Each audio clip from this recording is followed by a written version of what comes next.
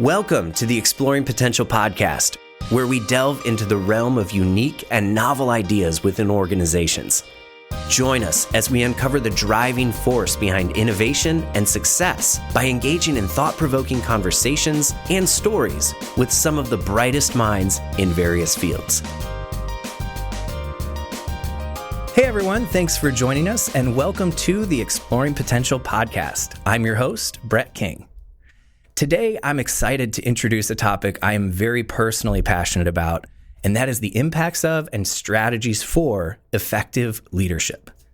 Effective leadership can have a profound impact on an organization in several key areas, like employee motivation, morale, operational efficiency, organizational culture, employee development and retention, ultimately even financial performance. Effective leadership is a key driver of organizational success. Now, this is not just something that appears out of thin air. We need to cultivate and foster leaders from within our organizations. We need to train, develop, and engage staff to elevate the next generation of organizational contributors. It's important to distinguish one thing, however, when discussing leadership development, and that is that a manager in title is not necessarily an effective leader. The difference between the two is simple but crucial.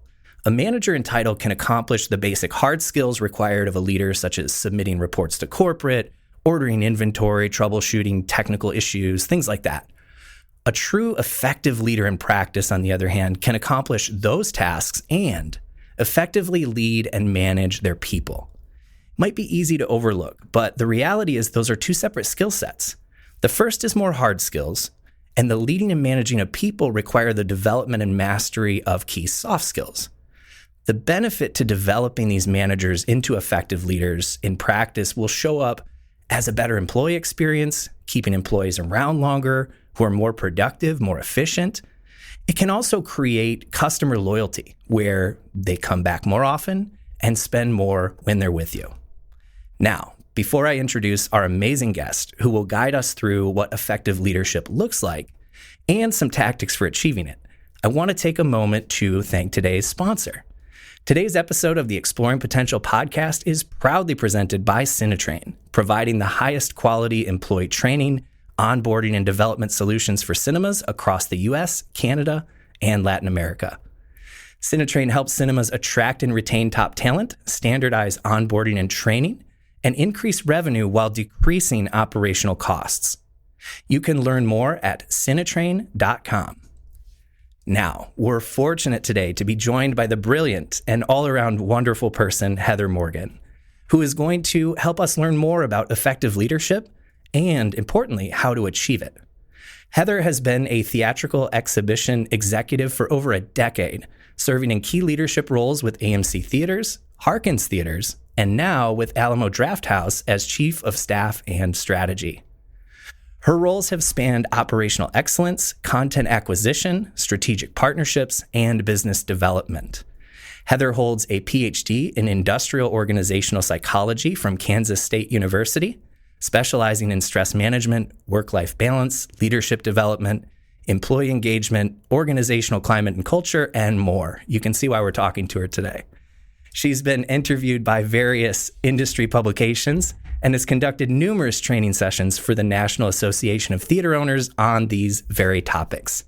She is also the current president of the Will Rogers Motion Picture Pioneers Foundation, making her the first female to hold the position in the charity's 80-plus year history. Heather, welcome to the show. Thank you so much for taking the time to chat with me today. Hi, Brett. Thanks for having me. I appreciate it. Absolutely. We're going to have some fun today. Before we totally jump in, Heather, would you mind just kicking us off with a quick background of what led you in your career to your current position, both at Alamo Drafthouse and the Will Rogers Motion Picture Pioneers Foundation? Sure, I'd be happy to. So how I made my way into this industry was quite by accident. How I made my way into Will Rogers was far more strategic on my part. So we'll start with the industry. I used to work for a company called Service Management Group, which is a company where anytime you go to a restaurant or a retail or an entertainment space and they give you a survey and they say, hey, if you tell us about your experience on your next visit, we'll give you free nachos or enter to win a gift card for $100 or something. And then service management group takes that data and they analyze it and they present to their clients and show them where their opportunities are for growth and improvement, where they're excelling, and they'll share industry best practices and try to improve execution for their clients. So I was working for service management group, and one of my clients was AMC Theaters. And I was consulting for them for about a year when they reached out to me to see if I would leave SMG and come work for them exclusively as their director of guest experience. So on their operations excellence team, manage their program from the inside and advise all of their department heads based on quantitative and qualitative guest feedback, and also help oversee operational execution, partner with operations to make sure that the locations were delivering the most consistent and best possible guest experience. So that's how I joined AMC. And within the company, I held a number of different roles. So after serving as the director of guest experience for a few years, I transitioned over into the film side to learn more about the industry from a product acquisition standpoint. So I was a film buyer, and then I was the VP of studio partnership and film finance. And then Harkins recruited me to join their company as their VP of content and programming and help oversee their entire film vertical, their studio negotiations, their programming efforts. And I was doing that for 4 years. And then Alamo Drafthouse recruited me to be their chief of staff and strategy, which is where I am now. So that's how I got here to Alamo in a nutshell. How I got into Will Rogers was when I was at AMC and I was the VP of studio partnership and film finance. I was doing a lot of film terms negotiating and audit resolutions and having a lot of, back and forth tussling arguments with the studios, which I dispositionally find just a little bit soul sucking, quite honestly. And I thought, Sure. if this is going to be my career path, if this is the road that I'm traveling, I really need to find ways to bring more meaning into it. I need to find things that are more fulfilling. So I reached out to Jim Orr, who is a mentor of mine in the industry and who's been involved with Will Rogers for, longer than I have any awareness of. And I said, hey, I'd like to be more involved in our industry charities. And I know that you're involved with one of them. What do you think? And he was very happy to help me find a pathway into the Will Rogers charity on the board. And then I just, worked my way up, and they asked me to be the president 2 years ago. And that is how I am where I am. Amazing. It's been a journey. It sounds like it. And so much diverse experience within the industry as well, which is excellent. And one thing that really sticks out to me, especially early on, as you described earlier in your career, utilizing data and analytics to really inform some of the efforts, right? Like we had a whole podcast about talent analytics and things like that, and I love that. I think it's just so important. So when we had met not too long ago at the Lake Geneva convention, and I started learning more about your background and your interests, I'm sure you could tell in that moment how wide-eyed and interested I was. Like, oh, Heather, we need to talk more. We're interested in a lot of the same things. And so it seemed like, if I could speak for both of us, we hit it off there and stayed in touch. And here we are talking about what I was hoping we could talk about, which is, effective leadership. And you are just the right person to do that with. So that's my segue into, I guess the first question I have for you, we're talking about effective leadership today. How would you define effective leadership? What specific skill sets and behaviors comprise effective leadership? Well, that's a good question, and it's a massive question. So I'll start with the first part. So actually, before we talk about what skill sets and behaviors define effective leadership, as you know, Brett, and I think you alluded to this in your intro, it's probably important to define what leadership is, because what I have found is that a lot of people are good at identifying what leadership isn't, but we're not great at defining what it is, and it's often conflated with the wrong things. So what leadership isn't is not a specific level within an organizational hierarchy. And it's not something that is achieved or attained after you attend a 2-day seminar and you get a certificate for your efforts. And it isn't something that is attained with tenure or the successful achievement of KPI related metrics. None of that is leadership. I think if you asked 50 different people to define leadership or leaders, you would get 50 different explanations. But from my standpoint, at its simplest definition, leadership is the ability to influence others to take action toward a common goal. such that if you had no formal authority in the organization whatsoever, people would still seek you out for your counsel. They would want your guidance. They would act according to your advice. If you've achieved those things, then I think you found yourself in a position of leadership. And you can do that from any level within a company. You don't need to be a manager or director or VP or C-suite. Anyone can practice and aspire to leadership. And actually, that's what I'm hoping that most people are doing. Do you have anything to add to that before we start talking about what takes effective leadership? Oh my gosh, only that I agree with that 100%. Okay. I think talking about what leadership isn't, like, that's critical, because I do think there's misconceptions out there of like, that's why I use that example of manager and title, right? Just because we've promoted somebody to manager does not make them a leader. There's a very big difference. So I think you spoke to that very, very well. Okay, fantastic. I'm glad that we're agreed on that point. Very much. Okay, so now that we're agreed on what leadership is and isn't, your question was, what skill sets and behaviors lead to effective leadership? And that is such a complex question, because there's so many different types of leadership, and different situational circumstances and different environments often require different types of leadership. So we could truly spend weeks discussing just that question alone. So for the purposes of our time today, we'll have to simplify it somewhat and we'll go broad. So that's fair. Okay, if we're going broad and we're keeping it at a certain high level, I think the most important skill set or the most important behavior to establish effective leadership is the prioritization of your people. And that is something that is often missed. And you and I can talk more about this later. But what usually happens is you have someone who's doing a job, and whatever it is, accounting or facilities or marketing or you name it, but they're doing a job and they're doing it very, very well. And they're doing it for a certain period of time. And so then we want to promote them to a position of leadership within the department. And, we meet with them and we say, we're happy with what you've done and what you've achieved, and these are your numbers, and we would love to give you more responsibility, and, we're going to compensate you more highly because of it. And we sort of pitch it like that. And of course they say, yeah, yes, thank you. I'd love to do that. So they unwittingly ascend into this position of leadership without any conversation about the fact that what they do on a day-to-day basis and what they have to prioritize is going to change substantially. They are no longer prioritizing the numbers. They are prioritizing the people who are now prioritizing the numbers. And it's a completely different skill set that's required. And you have to, focus your day completely differently when people are your focus, not functions. So you go from being function focused to people focused. Right. There's a retooling that needs to occur as far as the skills that somebody possesses when they're moved into a leadership position. I think we see it, let's talk movie theaters for a second, right? Somebody is an amazing usher.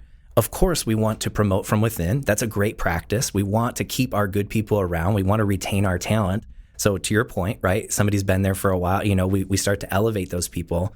But just because somebody is the best usher the company has ever seen does not make them the best leader that the company has ever seen. So there needs to be this retooling of skill sets when we're elevating people to that position.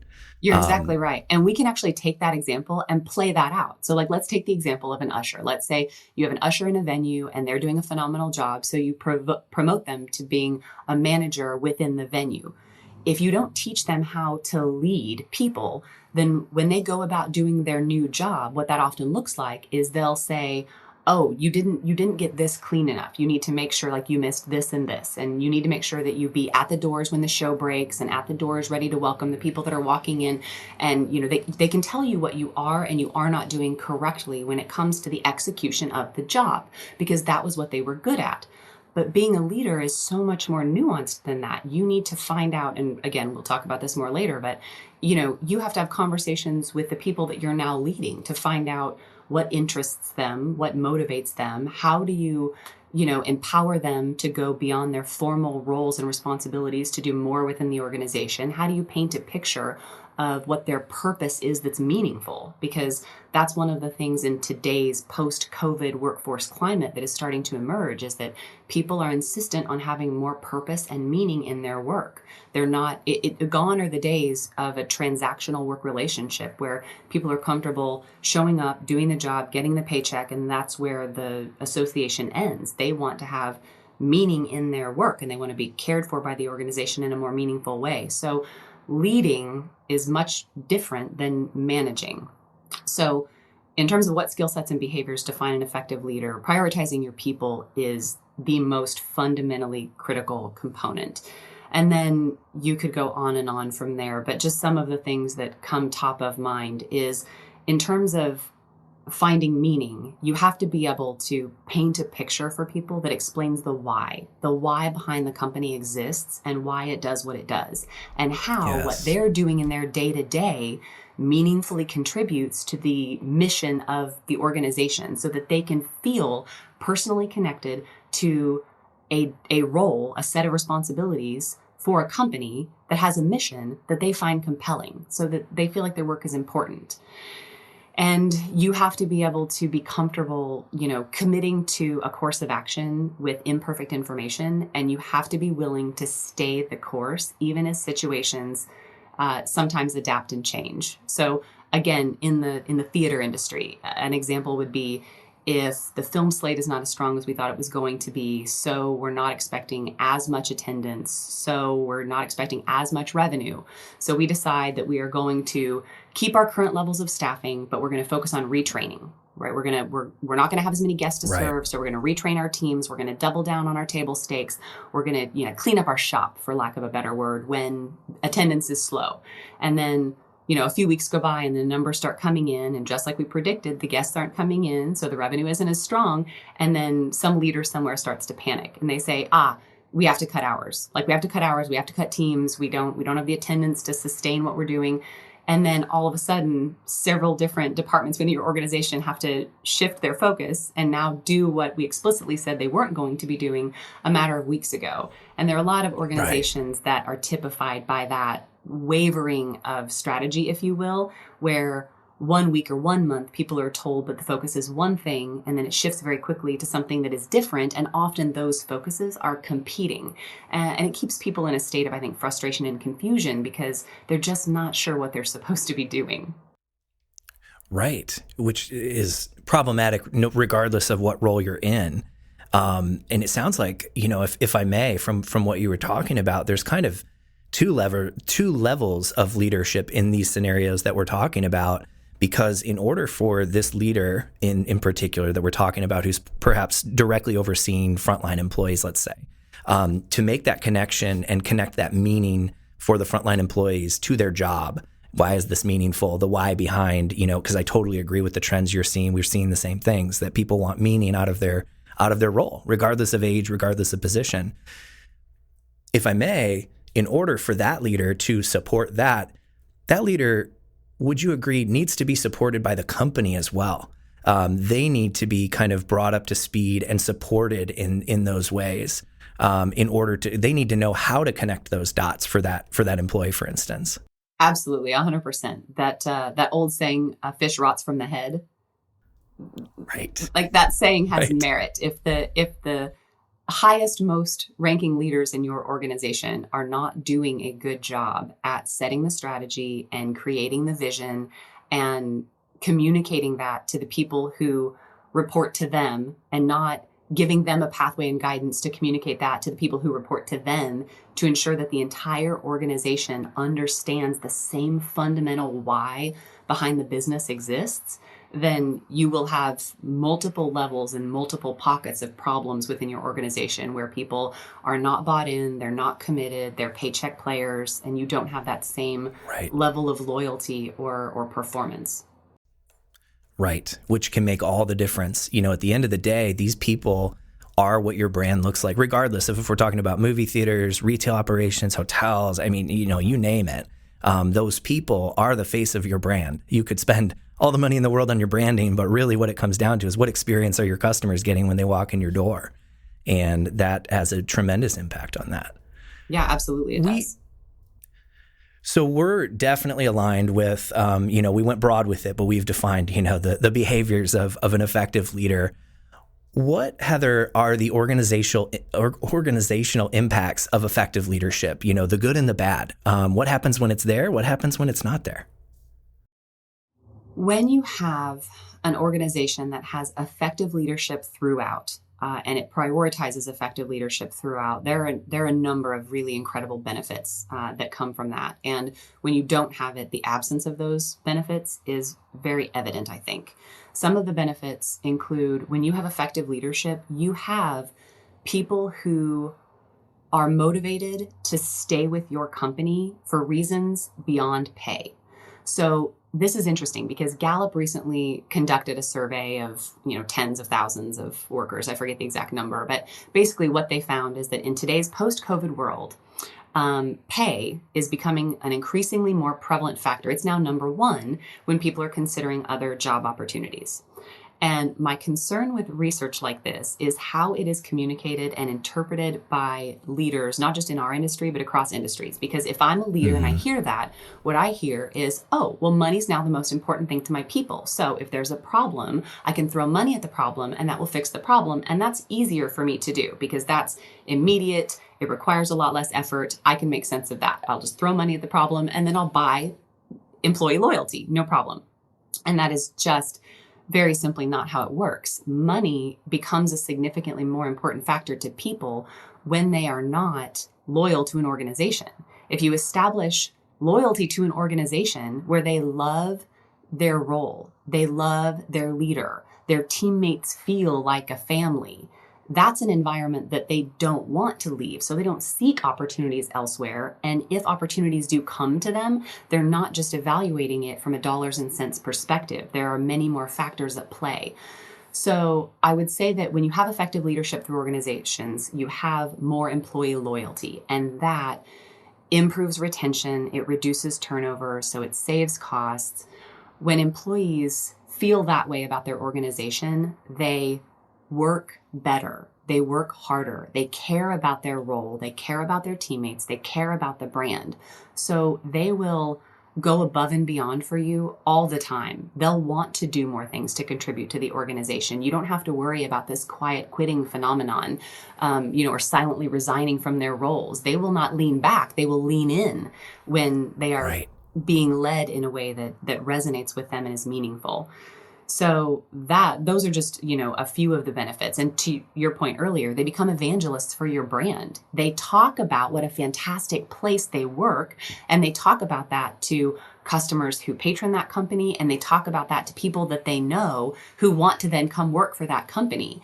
And there have been some really interesting studies that have found that one of the most strong correlates with people staying with a company is, do you have a best friend at work?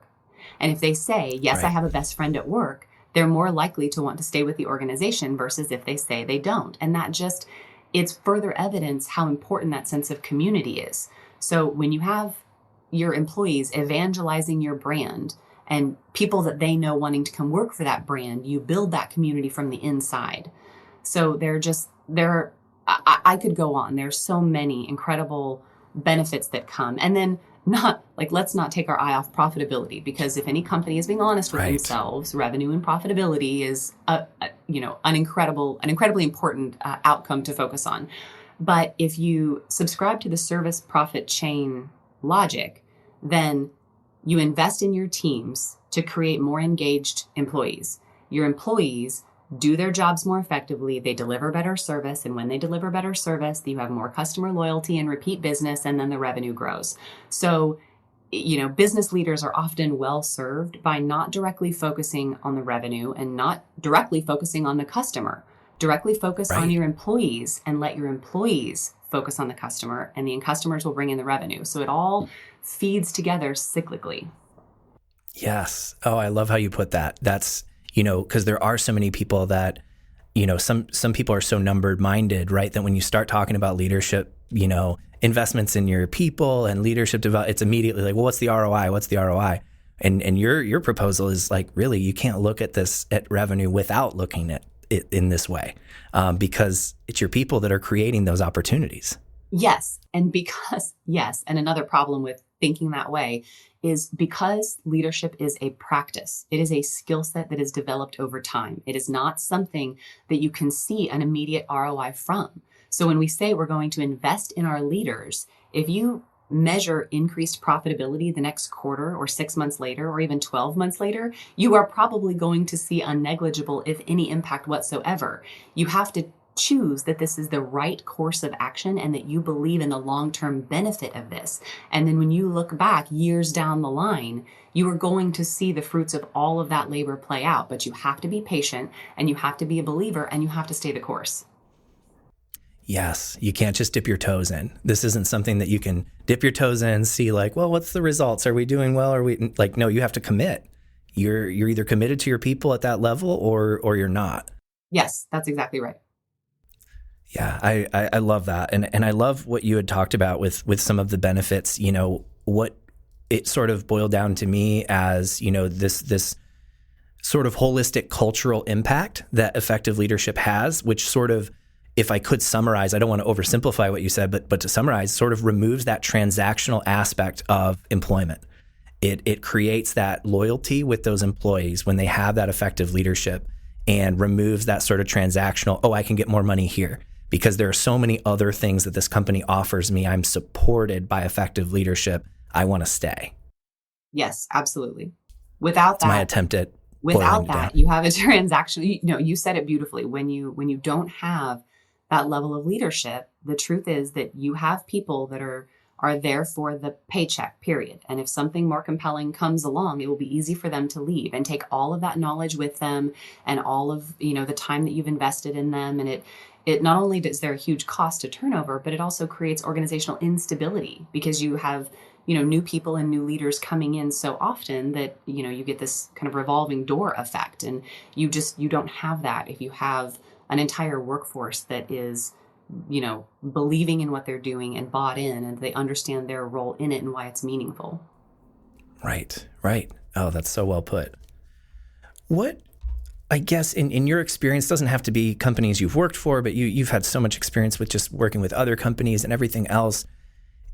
From your perspective, what are some of the most common leadership challenges? Like, let's say, they do support their leaders, or they are, working towards something, it's always going to come with some challenges. So what are some of the most common leadership challenges you've seen, and perhaps how can they be overcome?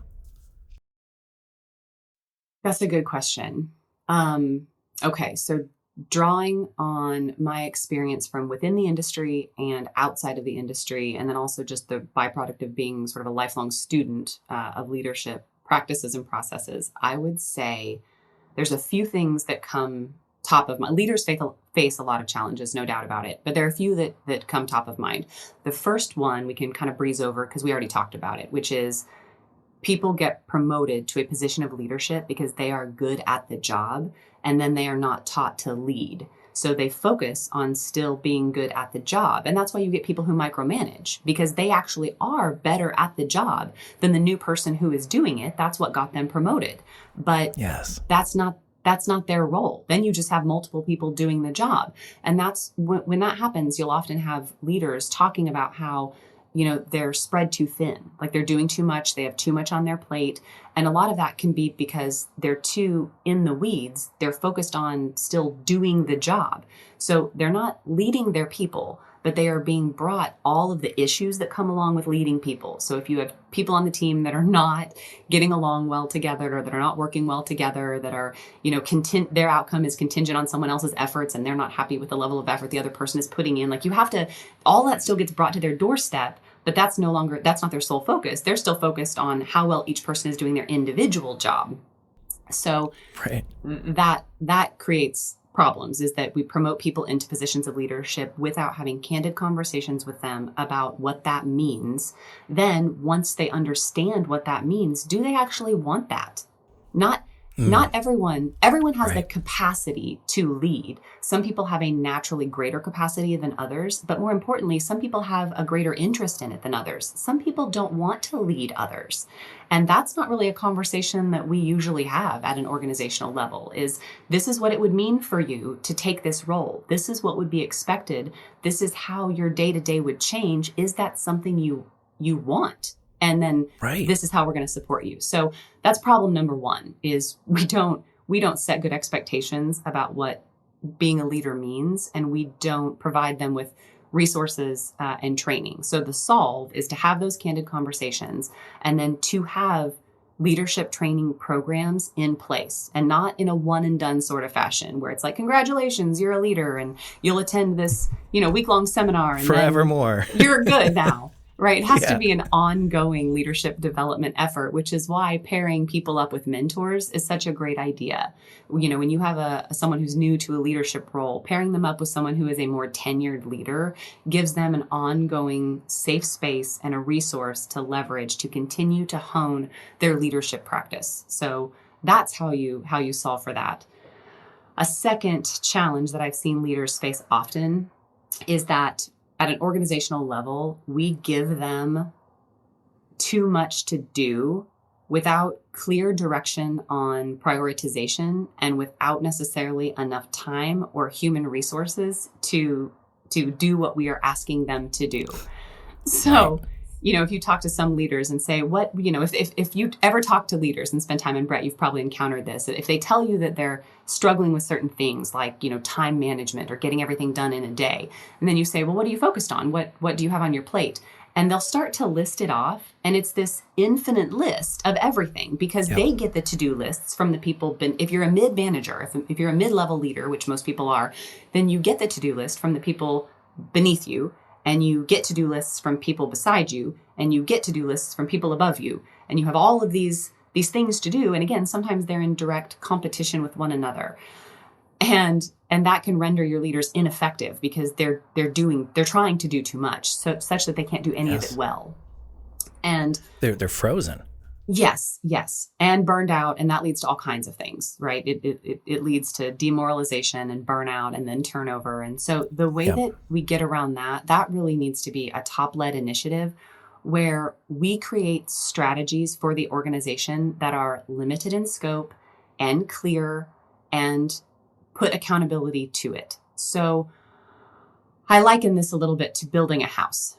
If you know that the foundation underneath your house is cracked, you don't start talking about how to put on a second or third story and do these additions. And we're going to repaint the outside. We're going to do all these things. We're going to make the house so great. Meanwhile, your foundation is cracked. And so you have critical problems that are not being fixed.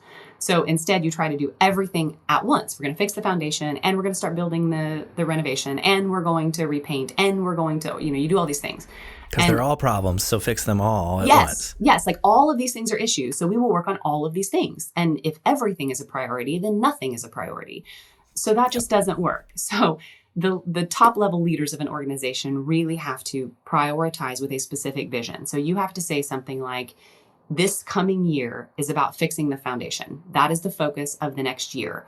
These are the three critical ways that we feel like our foundation is cracked. And this is what we are going to do to fix those. And this is how we are going to measure our success throughout the year to be able to tell if we are fixing these things. And then you have to have the discipline to say no to all of the other things that are not that, all the bells and whistles. Because you have to understand that there will be time for the bells and whistles, but you're not going to be able to do those well if your foundation is cracked. So you get the entire organization focused around, this is our clear mission for the upcoming year. This is what we're going to focus on. This is how each department creates operating plans that meet that, those three key goals. Fix the foundation through these three things. Every department creates their operating plans about what specifically they're going to do that fixes those three things, what each department's KPIs are and how we're going to track it. And then you keep that drumbeat through the entire year. Often when it comes to communication, people will feel like they have to say the same thing over and over again to be heard. And people get frustrated by that, but that's true. What I have found is that usually when you feel like you're tired of saying something or you're saying it too much, that's when a lot of people are actually hearing it for the first time.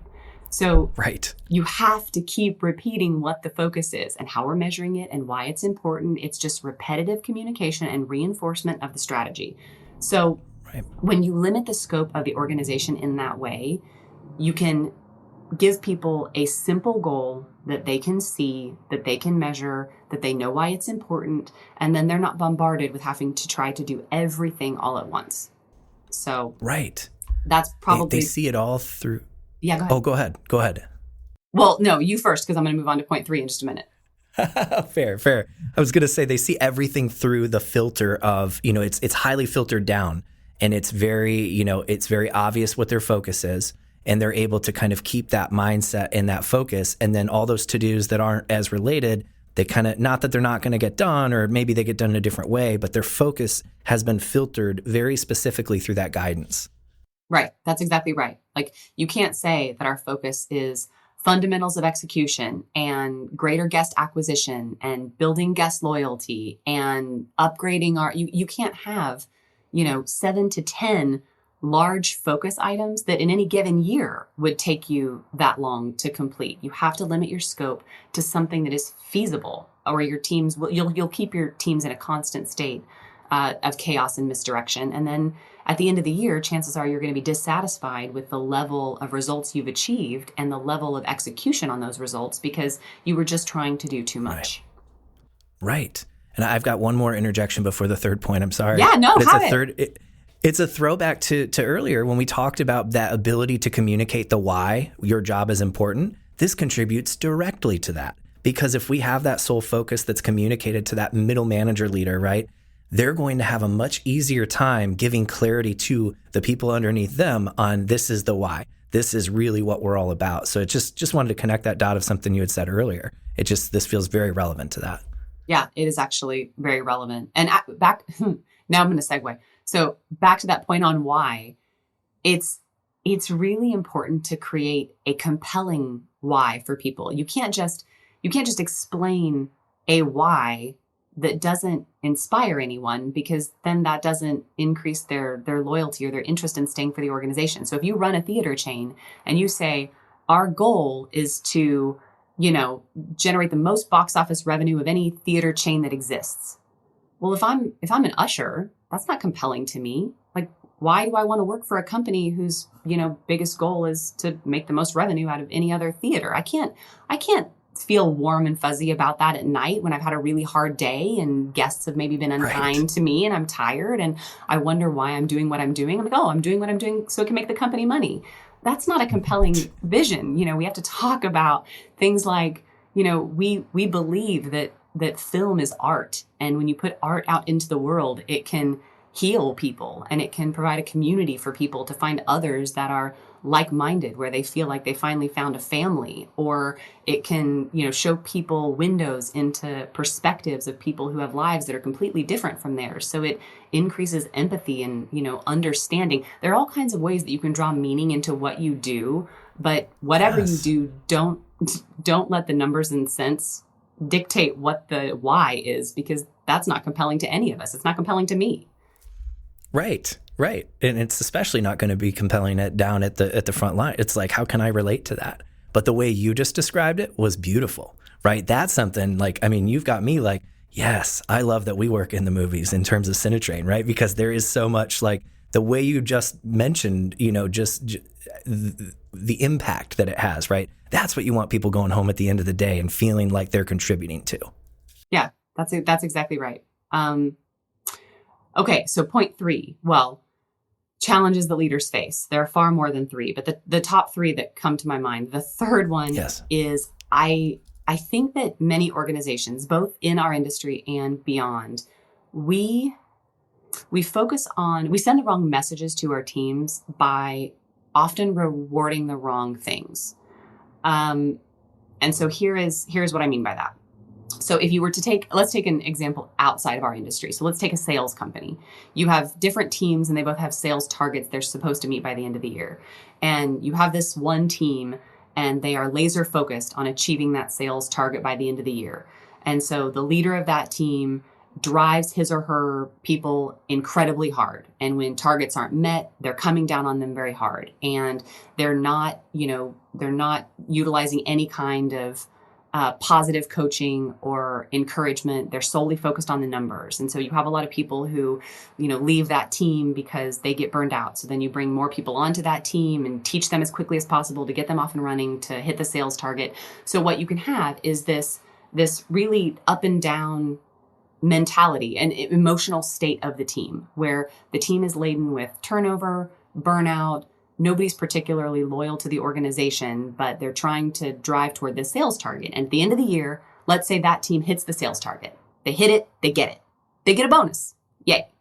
Then you have a second team who is led completely differently. And they do try to achieve the sales target, but they do so through coaching their team, providing opportunities. Let's say you have the leader of the team who is a killer salesperson. That's how they got promoted in the first place, right? They were great at their job, so they got promoted. But instead of taking over those sales calls when they're worried that one of their team members is going to, not do a very good job and not close the deal, they empower their people to give it a try.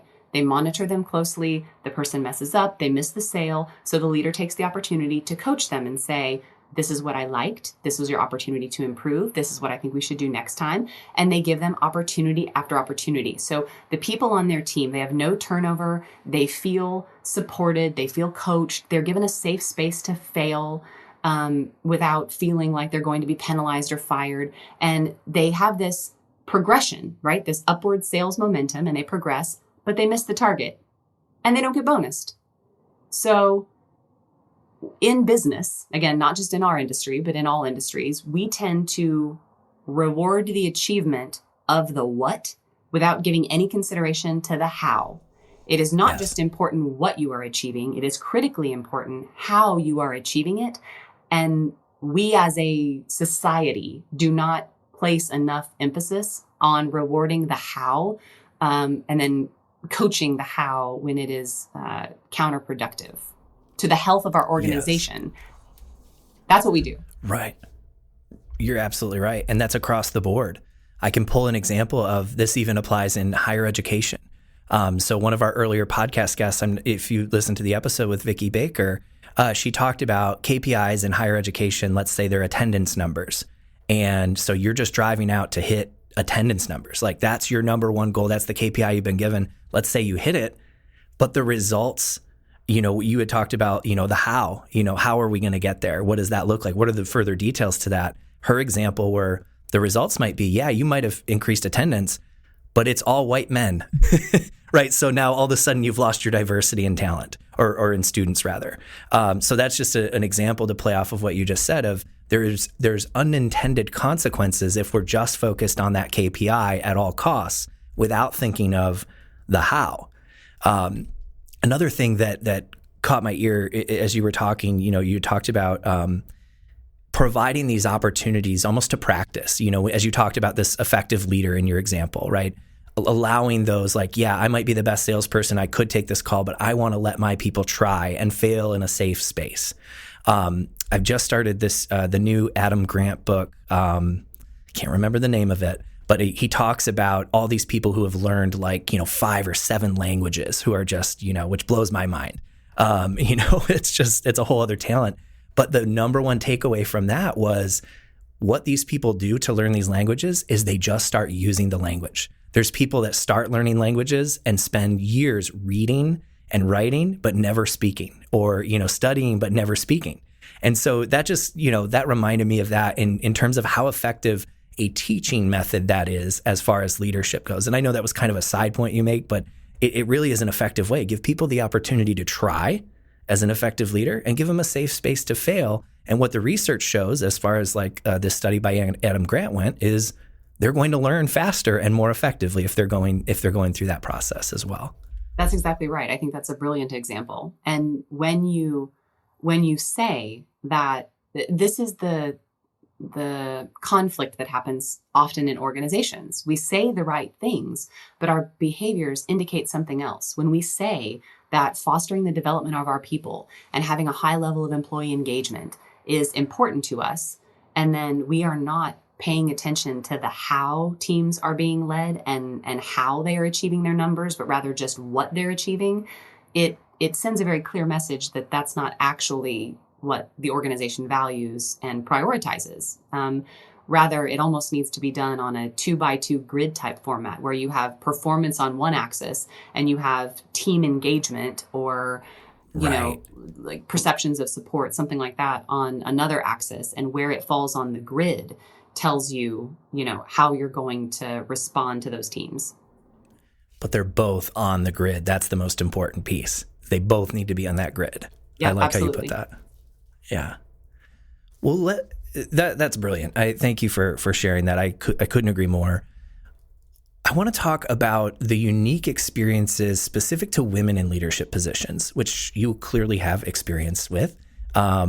I would love to just hear your perspective. What are some of the challenges? What makes that unique? And how might we overcome some of those challenges together? Again, that is something that we could spend weeks on. It's a whole podcast, at least a whole podcast, if not a whole course, right? Truly a whole podcast all on female leadership on its own. Yes. This is something that I feel very passionately about for obvious personal reasons. But there's also just so much wonderful literature on this subject. Women in leadership has been discussed for, decades and decades with increasing fervor and attention. So again, if we were to keep it rather high level for the purposes of our time today and summarize some of the challenges that women face in leadership, and if we're just having an honest, candid conversation, the truth is that the rules for how to succeed in business are a bit different for women than men, and they unduly present additional challenges to women who are trying to advance their careers. Just a few of those, case in point.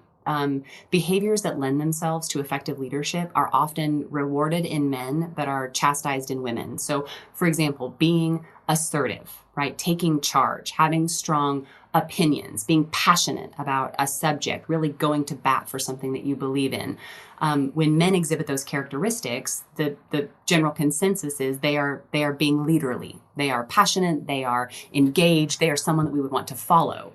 But when women exhibit those exact same characteristics, they're perceived differently. It's perceived that they are, too pushy or too outspoken, a little self-serving, not collaborative enough.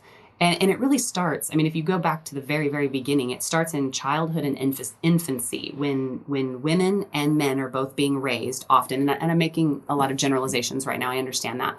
This is not universally the case. But when the majority of women and men are being raised up as children, we get the implicit and explicit messages that boys are to be loud, rambunctious, ornery, take charge, outspoken, noise, like all these things. And girls are to be quiet, patient, kind, collaborative, nurturing, supportive.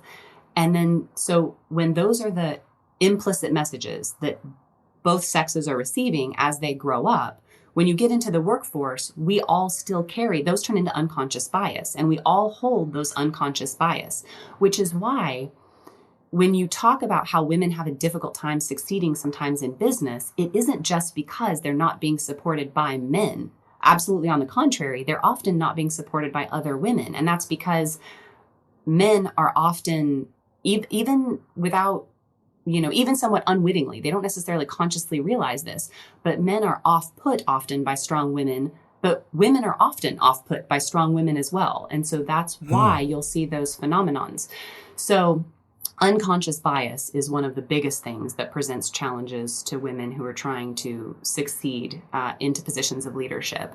And then there are also a lot of situational factors. There's a wonderful book called The Authority Gap, and it talks about why there is still an authority gap today existing between men and women in the workplace. And it's full of really fantastic research about, when you have someone change their name on an email signature, from John to Jane, you'll start to see how the responses that they are getting are very different. And the only thing that you've changed is the name. The person behind the screen stays the same, but they get pushed back more on their guidance and they get questioned more. And they face, they're not assumed to be correct at the onset until proven otherwise. They are assumed to be incorrect until proven otherwise.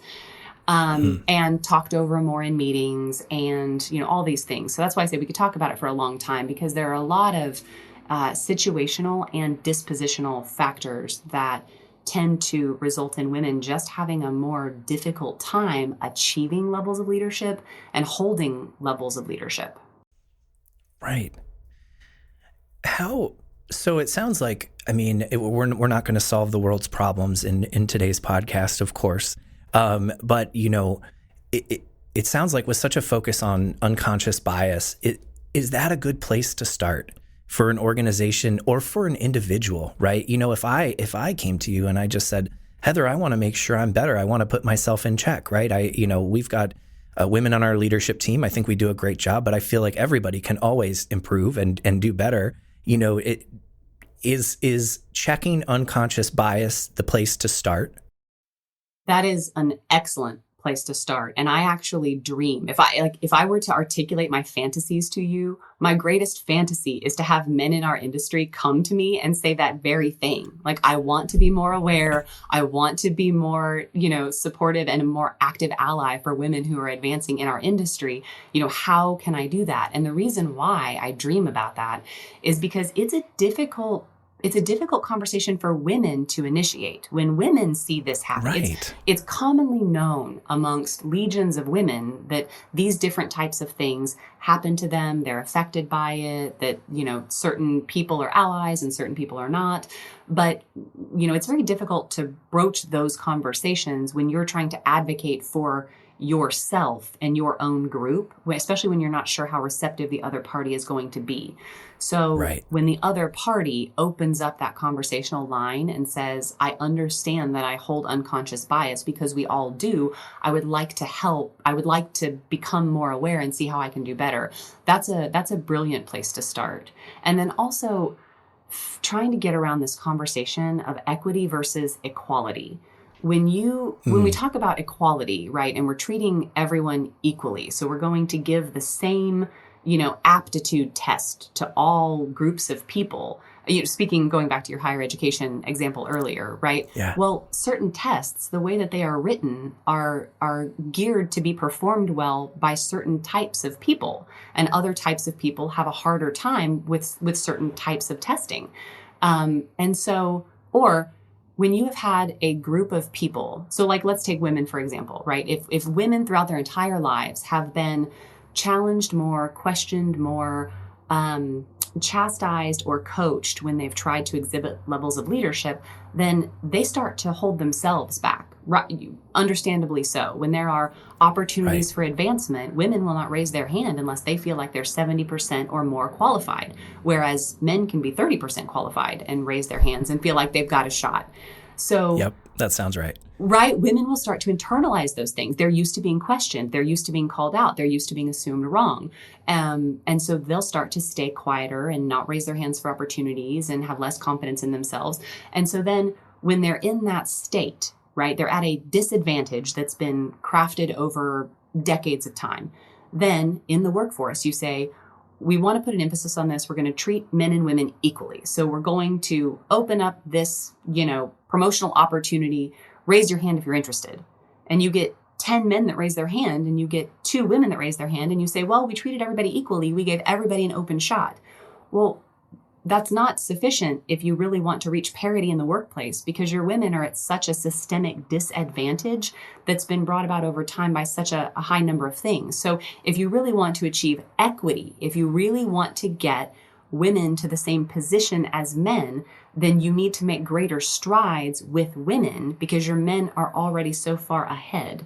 So there's a conversation that needs to happen around equity versus equality, because we sometimes, confuse those two things, or feel like treating everyone equally is going to get us to parity. And if parity is the goal, that will not get us there.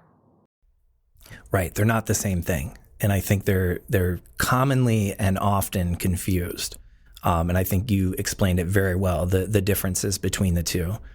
So this is my call to action. Let's make Heather's day.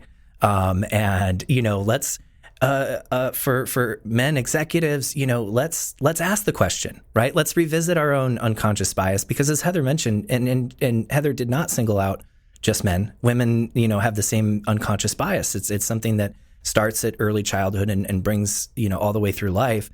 This is my call to action, for those that can be allies, right? Let's question. Let's ask the question. Ask Heather, what can we do? How can we revisit those unconscious bias and learn more and support?